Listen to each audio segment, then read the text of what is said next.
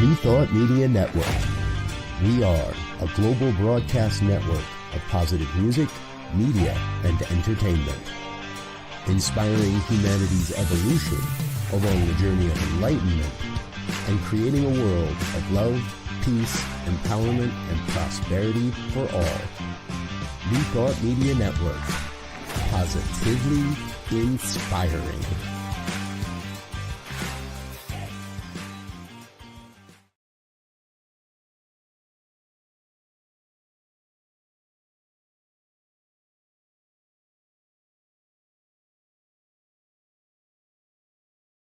Welcome to Girls Behaving Metaphysically. Your hosts are two girls who believe that life is awesome, that laughter heals, and that it's possible to find deep spiritual insights in everyday experience. Here come the girls. It's more than practical. Here come the girls. Way more than merely factual. If you want to know the secrets of a life, it's free. Listen to Girls Behaving Metaphysically. Listen to Girls Behaving Metaphysically.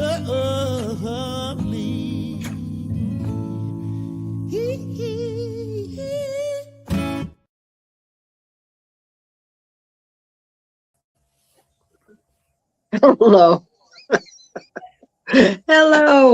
Hello, we are here. We're a little bit late, but we are here. And what does time really mean anyway? We are here in our metaphysical sense, being the girls we are, behaving metaphysically. So welcome. I am Robin Rice Olmsted. I'm Dr. Natasha Wilson. And like Robin said, we're girls behaving metaphysically at the end of 2025. Can you believe this, Robin? It is a trip. At the end of 2025. Geez. Thank God there's no time and space, really, because it sure seems like it goes fast. Yeah, it does. Today is my godson's 18th birthday. Oh, wow. And when did you start raising him? When he was 3. Time is crazy. Well, and when did you meet him? You met him. Well, how old was he? That was like 6 years ago now. No, Robin, that was not 6 years ago. That was in 2023 or 2022. 22 then, because when we were in Oakland. Yeah, you were in Oakland for sure. You were in Oakland. Yeah, because I got to your house, you weren't there, and I didn't even see the guest bed. I just went to your bed. I didn't know. That's all right, because we are one. So like I put clean sheets and there was the guest bed, and then you go get in my bed. I was like, I don't know. It's all good. Anyway, so we are girls behaving metaphysically and reminiscing in that metaphysical way. So thank you for joining us. Please feel free to put in the chat where you're chiming in from and what's on your mind today. We have been doing the 4 Agreements. Yes. The book by Don Miguel Ruiz. Yes, we have. And it's been really good. I mean, I've really enjoyed it. And I feel like reading one agreement at a time and being with it for a week for me is different than it's been done. I mean, for me, and so I was able to contemplate it more, where I'd read the whole chapter at one time, instead of trying to be reading a book and getting through. So I'd stop, you know what I mean? And so and then talking about it every week and just thinking about the agreement has been really interesting. Yeah. When I work with it with myself consciously, or when I work with it with clients, often we'll spend a whole month on just one agreement. Yeah. A whole month. We'll read it, and then for one full month, the focus is the practice. For one full month. Yeah. It's a good way to do it. Yeah. Transforming. Robin, before I forget, I just want to also, if you're joining us, please don't forget to like, the podcast. Don't forget to share the podcast. This is really important in the YouTube algorithm. And yeah, it spreads this out further, wider. And Girls Behaving Metaphysically, we are dedicated to being a grounding presence in the world through spirituality and through fun and through deep questioning, and yeah, help us spread. So that's my request. Thank you. Thank you for saying that. And actually, if you're joining with us for the first time, what you need to know is that I am in the United States. I am in Albuquerque, New Mexico. And Natasha joins us from Brisbane, Australia. Yes. So we are Girls Behaving Metaphysically on all angles of the planet. We are everywhere. And speaking of Australia, we have to have a moment. What a horrible, horrible situation this week. I mean, there were many in the world, but yeah, you know, especially something that was kicking off the holy days. And yeah, I mean, I'd love to hear from your perspective since you're over there, because I'm sure you're hearing it differently and getting different news, sort of, kind of, than we are. Well, I don't know if I'm getting different news than you all are. What I have been paying attention to, well, one, my daughters and I decided we were going to celebrate Hanukkah. So we've been lighting our Hanukkah candles and doing the prayers and living out the values, which, you know, we already planned to do our Kwanzaa candles, and we're all holidays household. So like, for instance, we still have our Halloween decorations up. We leave them up all year. We leave the Christmas tree up all year. And we have this 3D Elphaba that's on our front door. And we've just decorated her with Christmas lights now. And we have the Hanukkah candle in the window. So we're all, you know, we're a multi-faith household. Girls Behaving Metaphysically. Hello. So, but yeah, I don't know if the news is any different here than what I am getting here is more of sort of like the policy outcomes as a result of this, and tightening of gun laws, which are already pretty tight and strict, but they're getting stricter now, which I think is. Yeah, go ahead. Sorry.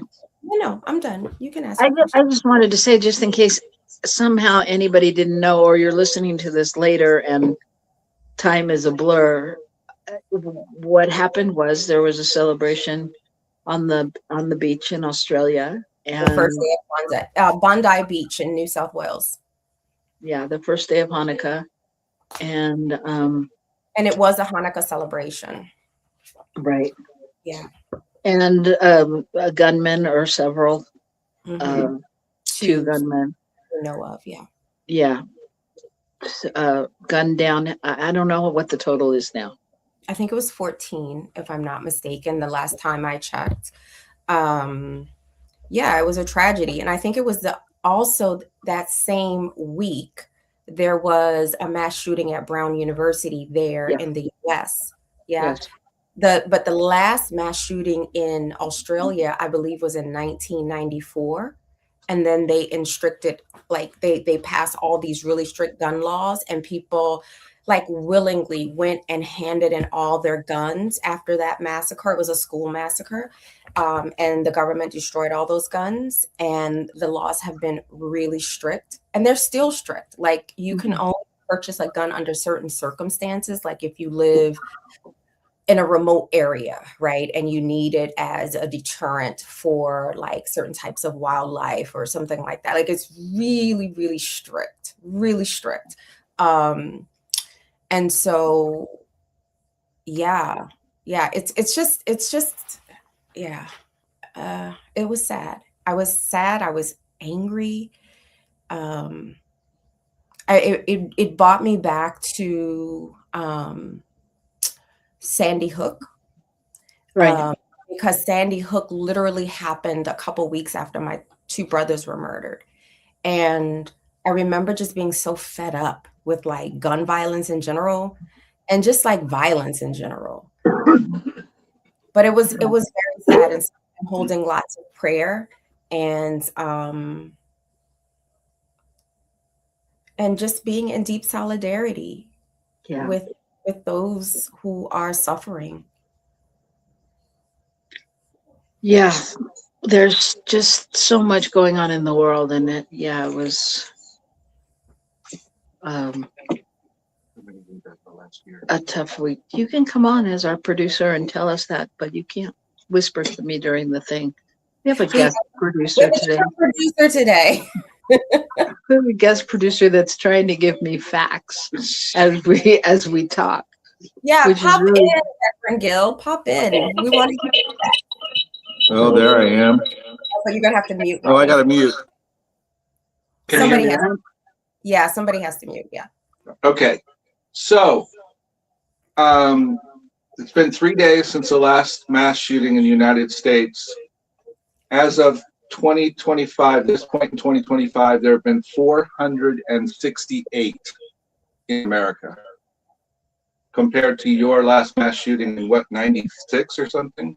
95. I think it was 94. I think it was 94. It could be 96, but I think it was 94. So repeat that stat again. 468 this year. This year. That's what I thought you said. 7,000 since the 1st of 2013. And we don't need any stricter gun laws here. You can come on screen. Aren't I on screen? No. Oh, I thought I was. You're just yelling across the room.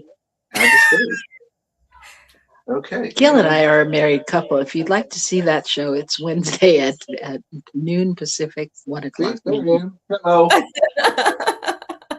I'm the facts person. So, you want to say it again? Well, I can say it again. 7,000 since 2013, the beginning of 2013. So that's 7,000 mass shootings, or 7,000 people died. 7,000 mass shootings. Which means probably 14 to 18,000 people at least, I would guess. And just this year, almost this 500. Year, almost 500. That's crazy. Isn't it? It's insane. It's crazy. It's crazy. And what I'm interested in is that in Australia, they are immediately looking at policy. Oh, yeah. Here, right away. Not even looking at it. It's already started. Nothing's happening here. It's not even being talked about. I mean, Brown was a blip. I heard more about Australia than I did about Brown. Oh, yeah. Yeah, and I think it's because it's such an anomaly here at this point. Yeah, which is why it was getting so much attention. Yeah. Yeah. Anyway, so thank you, producer Gil. Thanks for jumping in today and being the producer. You're welcome. And also for bringing these facts, because I think reflecting on them is so important. Like, before you leave, Reverend Gil, like, one of the things I remember at the height of COVID, being here in Queensland, like, and watching the news in the United States about COVID, and I remember having this realization that in one day in the US,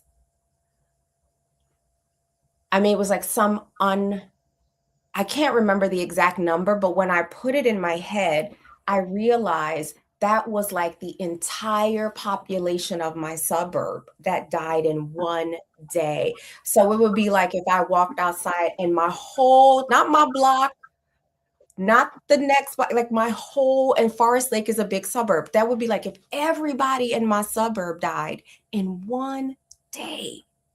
And I just remember, I just remember like being, and it's the same sort of experience that I'm having right now around nearly 500 mass shootings in a calendar year, and nothing happens.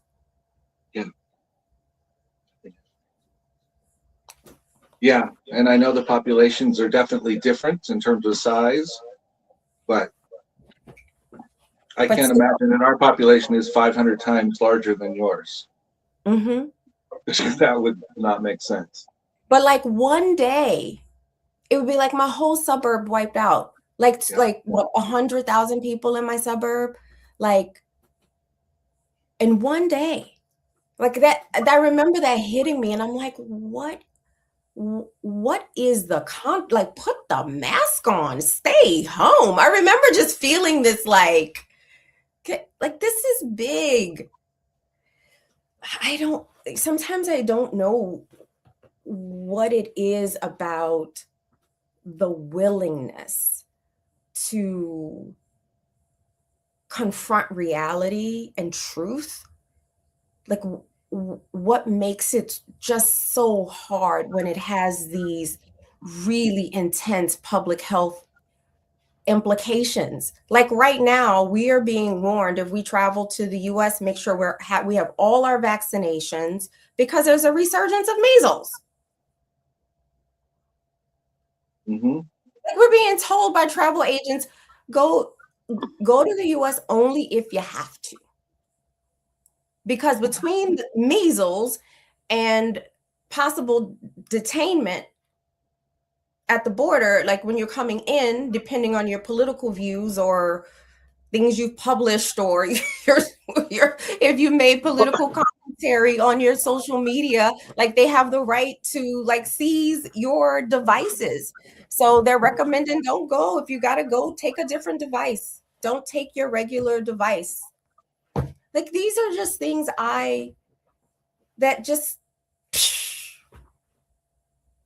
but also like not, That's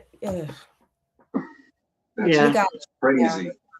It is. That's exactly it. And I think we don't need to try to make it sane. We need to keep calling it exactly what it is. And it's crazy. You know, in part, I think it's because America has come to believe that there truly are alternate facts, that you can have different sets of facts for the same event or the same situation. You can have different sets of opinions, but you can't have different sets of facts. For sure. You know? Yeah, Somehow absolutely. we bought into that here. But we don't have an option at this moment because we hear the different set of facts all the time. I mean, it's crazy to me that the news can really be so different depending upon your political view, because it used to be the news was pretty much, solid down the line, and like your personal whatever preferences were out of the way. But now it's just it's like a production. It's a show. Mm-hmm. Yeah. But I did hear today that the board that Trump has appointed at the Kennedy Center has voted, and it will now be called the Trump Kennedy Performing Arts Center or whatever. So good times. Wait, the board has been removed that he appointed at the Kennedy Center? He appointed a board at the Kennedy Center and then took a vote about whether or not there should be a name change. Oh. And there was. They said he's done so much for funding and for the building, the what is it? The construction of the building, so to speak, whatever it's called. That yes, he should definitely be Trump Kennedy Center.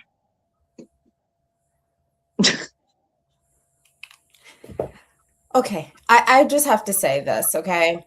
Yeah. Last week, okay, I've gotten rid of all my social media. The only social media that I have not gotten rid of is like an Instagram account, and that's because I can't, for some reason, Instagram won't give me my password. But I've been able to get rid of like a really old Facebook account that I was locked out of for like a really long time. But it was like my account where that was still connected to my brothers who were murdered in 2012.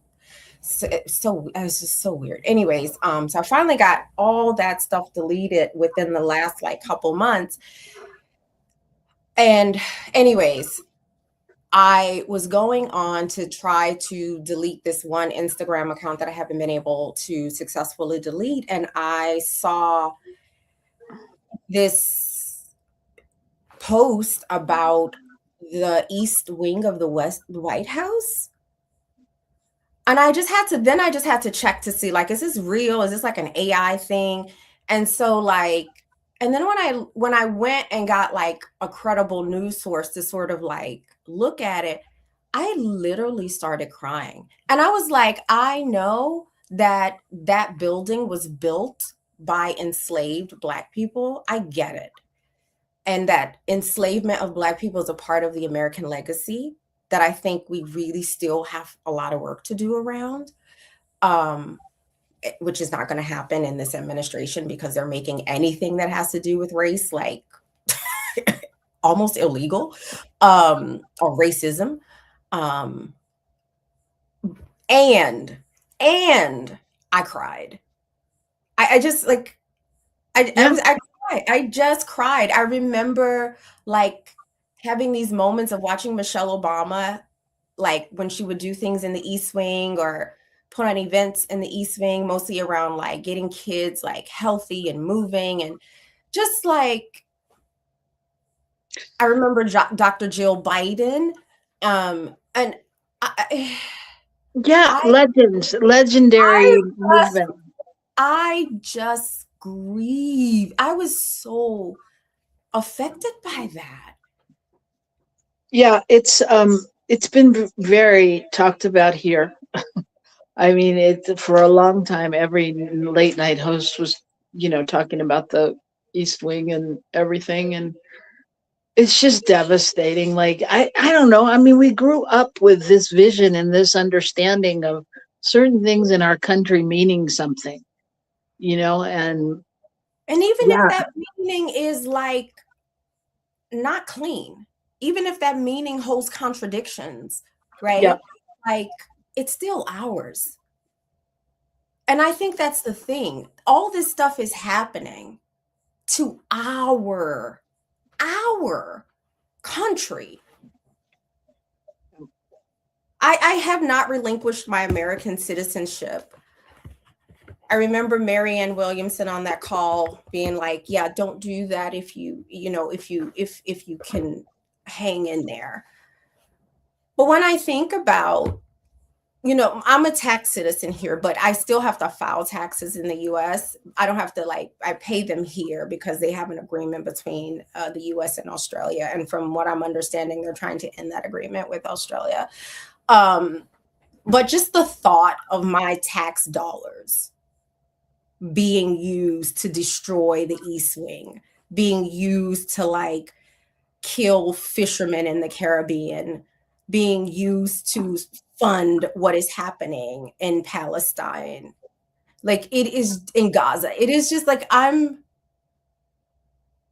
don't know. I have to be mindful because I'm like, okay, this is how the American Revolution started, right? No representation without tax, no taxation without representation.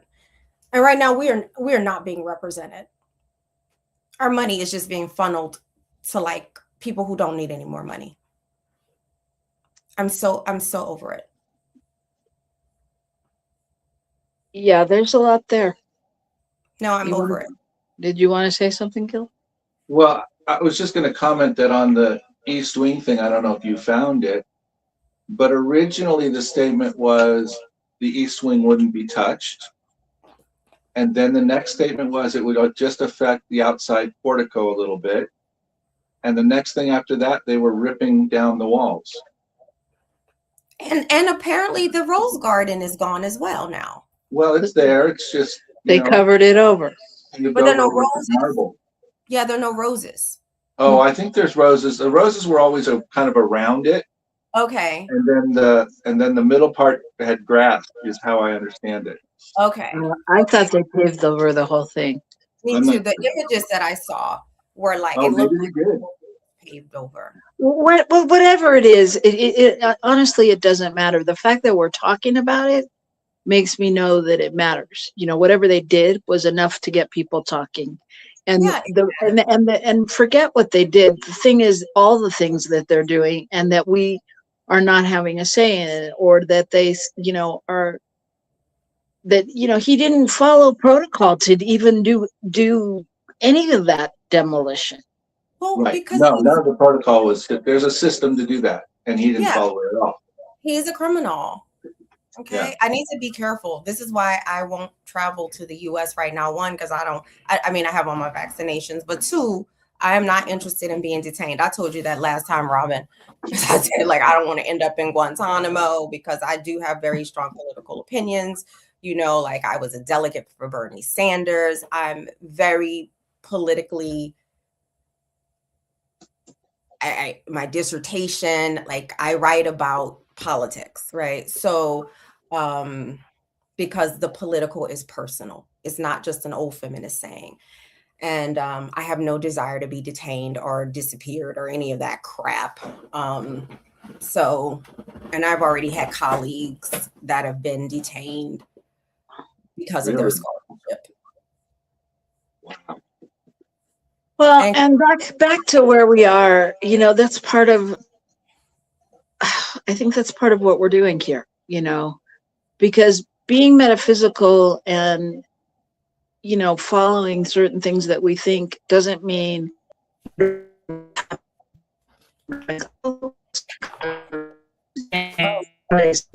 up, Robin. And you're frozen. Great. Can you talk? Are you frozen? No, I think you're both good now, aren't you? okay, yeah, I think you're back, Robin. Yeah. Anyway, it's, you know, it's about taking a different stance on, I don't know, can you say it better, Gil? Well, it's really looking and going, what truly do we see as what our country is supposed to be, and holding that vision. And like you said, it hurt your heart to see that happen, you know, to see that. And that's because it touches you. So it's not a matter of somebody being, you know, acting against the fact that they did this. It's about, how should we operate together? How are we being represented? We need to be represented. How is that happening? You know, and we have to look at how can that be done and advocate for that. And it may, in fact, be revolution. It may be who knows what, you know. I mean, I think if we get real, this was at the heart of the American Revolution. We were being taxed, but our interests were not being represented. And so this is exactly what's happening now. And who's getting taxed? The middle class and people who are just barely surviving, because the middle class is disappearing, right? And so we're who getting taxed. And then we have these billionaires, right? And I'm of the political belief now, this is something that's evolved in me over time, is that we don't need to have billionaires, because a person can literally not spend $1 billion in their lifetime. Like it is, and to be a trillionaire, which is now what Elon Musk is like evidence of the asymmetry and the imbalance and the inequity. While we're just trying to make a living, you know, like we're sitting here like our show so it can grow in the algorithm, and maybe, you know, maybe one day this can be a part of something that helps us make a living. You know, there are people who have amounts of money that is really like government funded contracts, our tax dollars, and we're barely surviving, or we're surviving when really what we could be doing is thriving financially if the political system had a different agenda that served the people, not the powerful. And it did to some degree when we had a tax system that said you had to pay 95% of your wages once you hit a certain point, or whatever the number was, somewhere up like that. Which all that did was tell corporations it's not worth paying your people that much. which kept the things down. What if every contract that the government put out required to know what the top echelon was getting paid and had limits? Yeah. They could, if your CEO is making more than X amount, you can't take a contract, period. I don't care what you got for us. Yeah.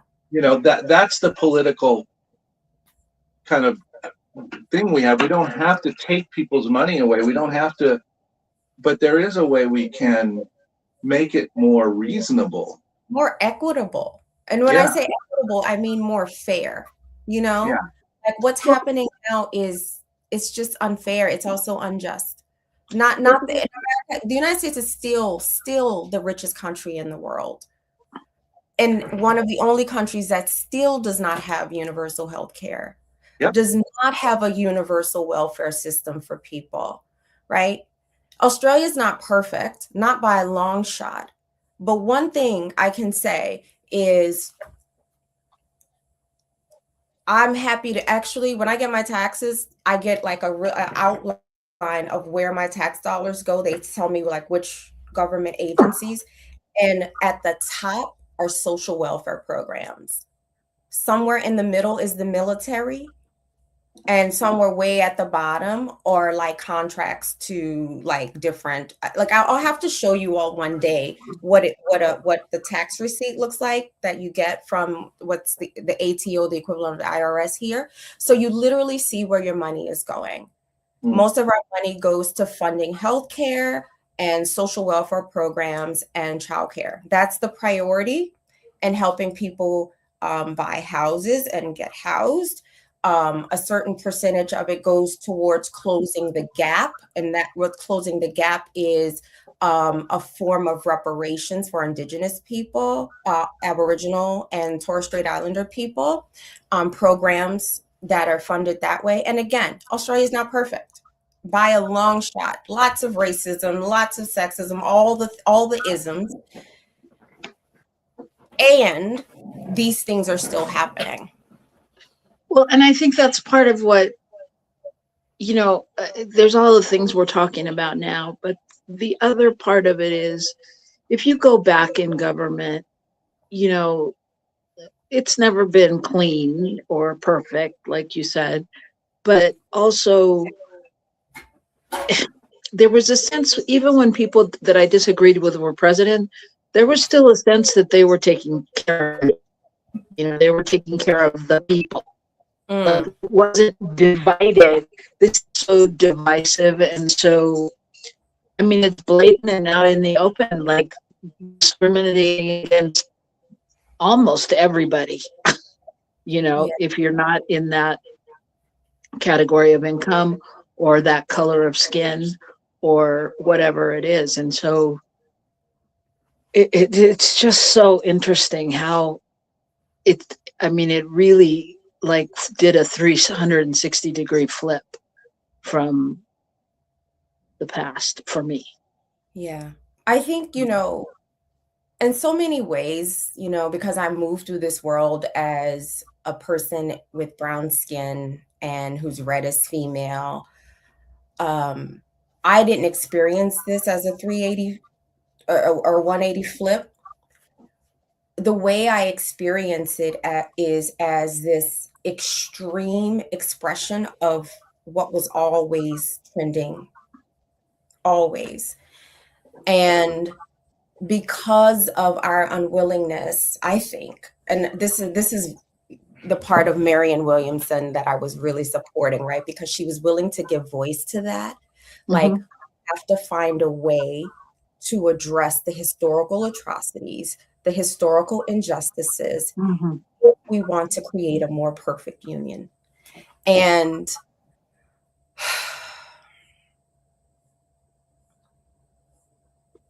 right now, it's just like the US, it's like it chose no. It chose no. And it's heartbreaking. It's heartbreaking. It's really heartbreaking. Because I still believe there's so much potential there. I still think, even though the world order is realigning, right? Like Australia and the European Union, and Japan, like they, you know, like they're doing their things without the US. They're moving forward. It's very different in some ways. I still think that we have a chance. And to me, this is the metaphysical piece. So whenever we see something in the physical world, for me, the question becomes, what is happening on the spiritual level that this is what we're seeing manifest in the physical world, right?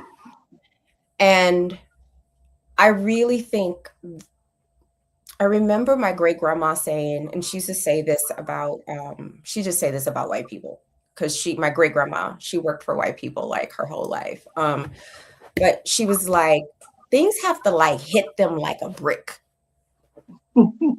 right? To see that, right? If we sink, they sink. But you know, like it just has to hit them like a brick. Right. And I think we're having that opportunity to sort of realize we're getting hit with the brick, and we can do two things. We can keep on denying that we've been hit with a brick and just like be like, oh, the blood. I'm just bleeding because, you know, a brick fell out of the sky. Or we can take this opportunity and like look at the brick and be like, okay, what needs to change inside myself? What do I need to do to confront my own fears? Whether it's fears that live within me, about me, or fears about the other, right? Because we really do sink or swim together. Yeah. Yeah. Wow. I didn't expect this conversation. Well, I didn't either, but we have given our producer a break because he didn't have to go to a commercial break. And we only have about 12 minutes left. So what I'm suggesting is we will come back in the new year with the fourth agreement and wind it all up. And I think what we need to do in this moment after this discussion is pull a card. And I would even suggest let's pull a card to take us out into the new year, to really get us through this holiday season, to know what's being called forth. And this is where you put up the banner that says card pull of the week. Yeah. So what if you pulled a card for all the things that we've talked about this political thing right now? Okay. So I was going to use the Sufi tarot, and I think I'm still going to use that. And before I forget, I just want to share this with everybody. And I'm not sponsored by these people or anything. This is this Australian company. They make this drink. I don't know where the camera is. Oh, it's right here, right? This is something I've discovered that is called functional non-alcohol. So it has adaptogenics and nootropics that really help settle the nervous system. I have ordered 3 cases. They are fabulous. I just want to say that. So anybody whose New Year's intention is to drink less, check them out, because I'm like, I might see if they can sponsor us, actually. I'll see. I'll reach out, because they did ask me to give some feedback. So there you go. Then we could just change our logo a little and have their drinks in our hand, pouring them into the campaign. I'm going to reach out to them. I'm going to be like, look, I'm plugging y'all stuff because I love it. It's really it's so supportive of like one's nervous system. Like, and I think we can all use a little bit of nervous system regulation in this world right now without between the news and all the epidemics going on. I mean, there's more than the measles here. There's the flu and COVID, and it's craziness. Yeah. Craziness. It is. All right. So am I pulling this card now? Is that what we're doing? Pull it now. All right. Robin, you want to just sort of, or Reverend Gill, give a call? Oh, well, I'll just say what popped out. Okay. So we'll just go with that. Let me see. The card at the top is this. So 3 cards fell out. I'm going to go with the middle card. So it is the dervish. which I don't know what it means. So I got to get the book, guys. So give me The 1 second. whirling I was dervish. gonna say, is that what that is? That sounds like a plethora of activity going on, which is pretty much what we talked about. Robin, do you remember when I was going to that interfaith seminary in Maine, and we had a Sufi teacher come in to work with us? Like it was the week, it was Yeah. a month or whatever. We were working with the principles of Islam. Oh, here it is. I found it. The page popped right onto it. Yay, look at that. And I had they taught us to do the sort of the whirl, like there's a technique involved in the whirl. And oh my God, I did it. And I remember like our whole class was doing it. And I just kept doing it because at one point, and I think this is because like I love movement as a part of prayer, and that's what it is. But there was this point in the whirling where every single person that was there just became like points of light. So it was like almost like I was in the cosmos. Every single point, I was just in, like I felt like I was in a spiral gap. Every single person became a point of light. And when I finally stopped, I have no longer idea how long I was doing it, but everyone had already stopped. And I just immediately realized that I'm in the heart of God. It was so profound. And so my prayer after that was I just remember being so intense. So, and then, you know me, I was like, I gotta go to Turkey so I can go study this. Yeah, you're a little impulsive on those things. I know, but I didn't do it. So I wasn't that impulsive. So this is the card, Dervish. And so in the Rider-Waite Tarot, this responds to the card that's called the Hermit. And so it came up in the reverse. So when it's upright, it means it points to solitude, soul searching, wisdom and quiet introspection, meditation, contemplation, self-reflection, quest for answers, and comfort with being unconventional. Now, when it comes up in the reverse, it can signal a sense of isolation, loneliness, feeling like an outsider, ignoring one's inner voice, disconnection from divine guidance, which I feel like is what's happening in our society collectively. Yeah. So the dervish or hermit in the traditional tarot is a sage, a mystic who has removed their ego from the center of the universe and placed the divine there instead. Although the word dervish is associated with renunciation, to be a dervish today does not necessarily mean embracing asceticism in the literal sense. Rather, it refers to a spiritual state of being that is connected to something other than our physical lives. The dervish learns to be in the world, but not of the world.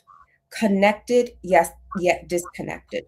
Standing at the door between the inner and outer realms. The dervish literally means doorway. It represents a state of oneness with the divine and simultaneous unity with all creation. When this card appears for you, you are being guided to place the silence and stillness within yourself. You have been caught up in the rat race or drama of the world. Do you need to disconnect and take some time out to reflect on what is important to you and for you? This card comes as a strong message of the need for introspection and inner reflection to examine the effect of the outer world and the effect that the outer world is having on you, and to focus on your own needs. There is an ancient tale of a dervish who would knock on people's doors in the middle of the night saying, "Awaken, awaken." If the dervish arrives at your door, then this is a call to awaken to a new perspective, a new way of being. You're being guided to your inner wisdom, to the light within you that often dulls in the haze of frenzied outer activities. So here's the contemplation and the affirmation. So the contemplation is, what is my relationship with solitude? Do I take time out for myself away from the noise of the outer world? And the affirmation is, I honor the guidance that comes from within.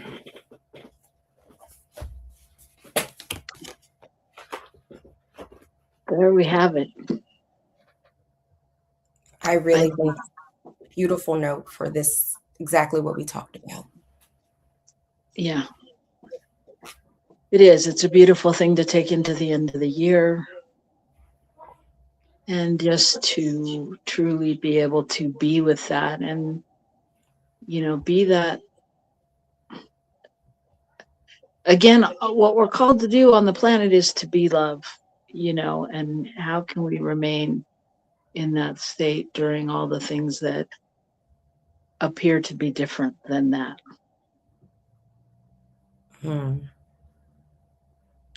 So it is a good contemplation.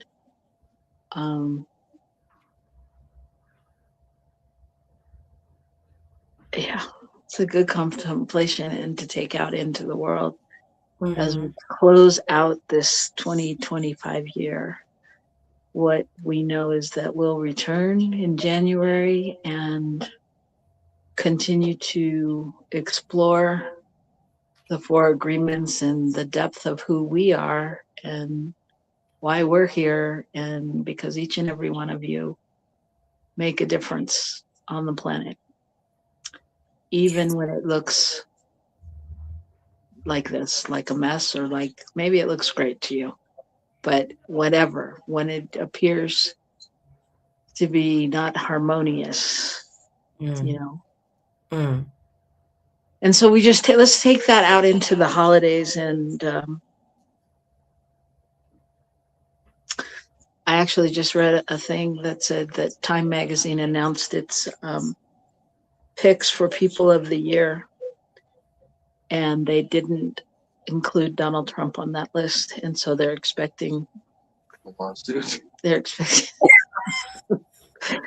expecting some pushback from MAGA or something.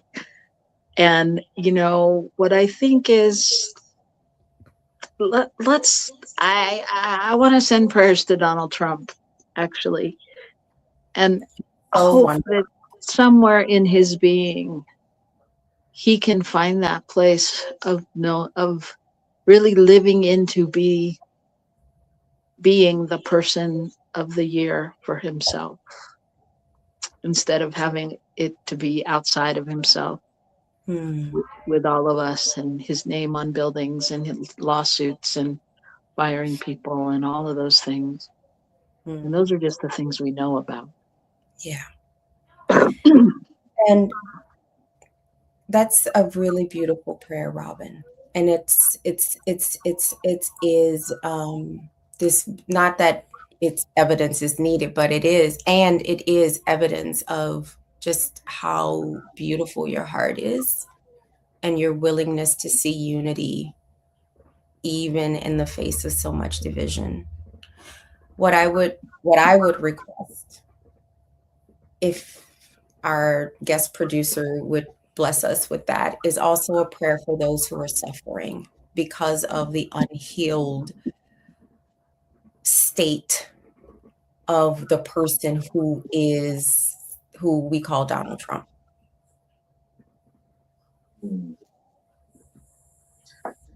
So if you want to take us out with that, with a short. All right. I am knowing right here and right now that each and every soul is absolutely required and filled with the Spirit, because there can be no other way. Each of us is simply a representation of the One. Each of us is just an aspect of the One. And so I am knowing that all persons are valued, all persons are seen, all persons are allowed to find their way. And in the midst of that, we would pray that those that are struggling so hard find a way to release, that they are given the release mechanism for themselves, that they can step into the fullness of who they've always been, that we can each step into the fullness of who we've always been. And from that space of fullness, we can allow our cup to overflow and to continue to touch the world all around us. And so I just invite everyone to turn within, to know the truth of who I am, who you are, who is that? And to know that spirit is always there, and there is no place we can escape that. For we are in the absolute image of spirit. And we have been created whole, perfect, and complete. So I just speak that, hold that, give thanks for it, and allow it to be. So it is. And so it is. Happy holy days to all. And we will see you in 2026. Yes. All right. All right. Be the love, everybody. Bye. Bye.